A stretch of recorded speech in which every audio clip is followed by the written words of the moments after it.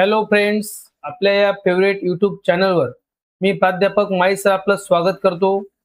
मित्रांनो, आपल्या आजच्या या व्हिडिओच्या माध्यमातून आपण इयत्ता 8वीच्या टेक्स्टबुक मधील lesson number 1.1 B the best या पोएमचे इंग्लिश वर्कशॉप अभ्यासणार आहोत. तर त्यासाठी हा व्हिडिओ शेवटपर्यंत नक्कीच अभ्यासा. मित्रांनो, आपली फर्स्ट पोएम आहे बी द बेस्ट. बघूया English workshop. Question number 1. Read the words or names given below. Put the bigger ones in the big circle and the smaller ones in the small circle. मित्रांनो, या ठिकाणी आपल्याला काही नावे दिलेली आहेत आपल्या पोएम मधून आणि या नावांमध्ये जे बिग साईजचे आहेत त्यांना आपण बिग सर्कल मध्ये लिहिणार आहोत आणि जे स्मॉल साईजचे शब्द आहेत, नाव आहेत, त्यांना आपण स्मॉल सर्कल मध्ये लिहून घेणार आहोत. या प्रकारे आपला हा क्वेश्चन नंबर 1 दिलेला आहे. चला बघूया आन्सर. आता स्मॉल जे शब्द आहेत मित्रांनो, या ठिकाणी आपण ते स्मॉल सर्कल मध्ये घेऊया. Pass, Bush, scrub, reel, star आणि ट्रेल. आणि जे बिगर शब्द आहेत ते बघूया. मस्की, ट्री, पाईन, लेक, हायवे आणि सन. या प्रकारे आपल्याला हे शब्द या ठिकाणी मित्रांनो लिहायचे आहेत. बघूया question number 2. Form groups of 4. Read each stanza in the poem turn by turn. 4 विद्यार्थ्यांचा ग्रुप करून आपल्याला ही पोएम मित्रांनो टर्न बाय टर्न वाचन करण्यासाठी हा क्वेश्चन दिलेला आहे. क्वेश्चन नंबर 3 बघा. Find and write the pairs of rhyming words from the poem. आपल्याला आपल्या पोएम मधून रायमिंग वर्डच्या पेअर्स या ठिकाणी मित्रांनो लिहायचे आहेत. बघूया स्टांजा 1 मध्ये असणारे rhyming pair. Hill, reel, bee, tree. Second stanza grass, pass, make, lake. Third stanza crew, do, here, near. And last stanza rhyming words are trail, fail, star, are. या प्रकारे आपल्या पोएम मध्ये आपल्याला रायमिंग वर्ड्स मित्रांनो दिलेले आहेत, त्यांच्या जोड्या या प्रकारे आपण लिहून घेणार आहोत. बघूया question number 4. Complete the following with appropriate words और फ्रेजेस फ्रॉम द पोएम. या ठिकाणी आपल्याला ज्या ब्लँक पेज रिकाम्या जागा दिलेल्या मित्रांनो आहेत त्यांना आपण आपल्या पोएम मधून योग्य ते शब्द किंवा फ्रेजेसचा वापर करून कंप्लीट करणार आहोत. बघा, पहिलं आपल्याला आपल्या बुक मध्ये दिलंय कंप्लीट करून. If you can't be a pine, be a scrub. If you can't be a tree, be a bush. If you are a muskie, then just be a bass. If you can't be a captain, you have got to be crew. If you can't be a highway, then just be a trail. If you can't be the sun, be a star. या प्रकारे आपल्याला हे incomplete sentence मित्रांनो complete करायचे आहेत योग्य असं शब्दांचा वापर करून. बघूया next question. Question number 5. Write whether the following are true और फॉल्स. खालील वाक्य आपल्याला ट्रू और फॉल्स. पण बघा, ट्रू म्हणजे बरोबर आणि फॉल्स म्हणजे चुकीचे असणं. या ठिकाणी आपल्याला वाक्य सांगायचे आहेत. फर्स्ट सेंटेन्स बघा. All must be the captains of the teams.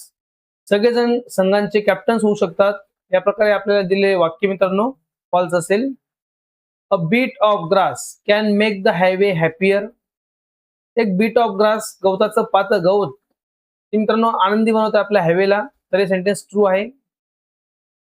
We win or fail depending upon size or position. आपण जिंकणार आहोत किंवा हरणार आहोत. आपला विजय किंवा पराजय हा आपल्या साईजवर किंवा आपल्या पोझिशनवर अवलंबून असतो. तर मित्रांनो आपली साईज किंवा पोझिशन डझंट मॅटर. या ठिकाणी हे वाक्य आपलं फॉल्स असेल. A scrub is found at the top of the hill. Scrub मित्रांनो टॉप ऑफ द हिलला असतं का? तर फॉल्स मित्रांनो या ठिकाणी आपला आन्सर असेल. If your work is not important don't do it. जर तुमचं काम महत्वाचं नाही तर ते करू नका. तर या ठिकाणी आपलं सेंटेन्स मित्रांनो फॉल्स असेल. जे काम आपण करतो आहोत ते आपल्याला बी द बेस्ट बनायचं आहे, लक्षात घ्या. आणि लास्ट सेंटेन्स आपलं what ever job you have do your best. जे काही तुमचं काम असेल, जो काही तुमचा जॉब असेल, डू युअर बेस्ट, तुमचा बेस्ट करा. तर हे आपलं आन्सर असेल या ठिकाणी ट्रू. या प्रकारे आपल्याला क्वेश्चन नंबर 5 मित्रांनो कंप्लीट करायचा आहे. तर बघा, आपल्या विद्यार्थी मित्रांनी आपल्या व्हिडिओला लाईक नक्कीच केलं असेल. जे विद्यार्थी मित्र नवीन असतील त्यांनी आपल्या चॅनलला सबस्क्राईब करून घ्या. जाऊया आपल्या क्वेश्चन नंबर 6 कडे. क्वेश्चन नंबर 6 आहे आपला, write and appreciation of the poem with the help of the points given below. या ठिकाणी आपल्याला पोएमचं ॲप्रिसिएशन मित्रांनो लिहायचं असणार आहे खाली दिलेल्या पॉइंटचा वापर करून. तर आपले दिलेले पॉइंट मित्रांनो समजून घ्या. बघा, फर्स्ट पॉइंट जो आपला दिलेला आहे तो म्हणजे title. The title of the poem is, आपल्या कवितेचं टायटल मित्रांनो या ठिकाणी आपण लिहिणार आहोत बी द बेस्ट. त्यानंतर बघा, आपला सेकंड पॉइंट आपल्याला दिलेला आहे, the poem is written by. He poem लिहिलेली आहे कोणी, तर डगलस मलोच यांनी. The poem has 4 stanzas, each stanza has 4 lines. Poem मध्ये मित्रांनो आपल्याला 4 स्टांजा दिलेले आहेत आणि प्रत्येक स्टांजामध्ये 4 ओळी आहेत. The lines that rhyme in each stanza are. प्रत्येक स्टांजामध्ये राईम असणाऱ्या ओळी आहेत 4. त्या कशा आहेत बघा, the first line with the third line and the second line with the fourth line. या प्रकारे राईम आपल्याला दिलेले आहेत. The poet compares big things with small things in nature.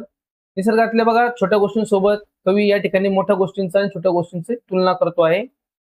If you can't be is a repeated expression in the poem. आपल्या poem मध्ये if you can't be ही expression आपल्याला repeat मित्रांनो पाहायला मिळते. The line I shall always remember is. मला नेहमी लक्षात राहील अशी ओळ या पोएमची. Be the best of whatever you are. ही ओळ मित्रांनो आपल्याला या ठिकाणी चांगल्या प्रकारे लक्षात घ्यायची आहे आपल्या या पोएम मधून. आणि आपल्या पोएमचा जो मेसेज आहे तो आपल्या लास्ट ओळीमधून मित्र आपल्याला पाहायला मिळतो. तर अशा प्रकारे आपल्या या क्वेश्चन नंबर 6 मध्ये असणारं ॲप्रिसिएशन आपल्याला मित्रांनो कंप्लीट करायचं आहे. तर मित्रांनो, आपल्या आजच्या या व्हिडिओच्या माध्यमातून आपण आपल्या 8वीच्या टेक्स्टबुक मधील बी द बेस्ट या पोएमचा इंग्लिश वर्कशॉप या ठिकाणी मित्रांनो संपूर्णपणे चांगल्या प्रकारे अभ्यासलेला आहे. आय होप तुम्हाला हा व्हिडिओ नक्कीच आवडला असेल.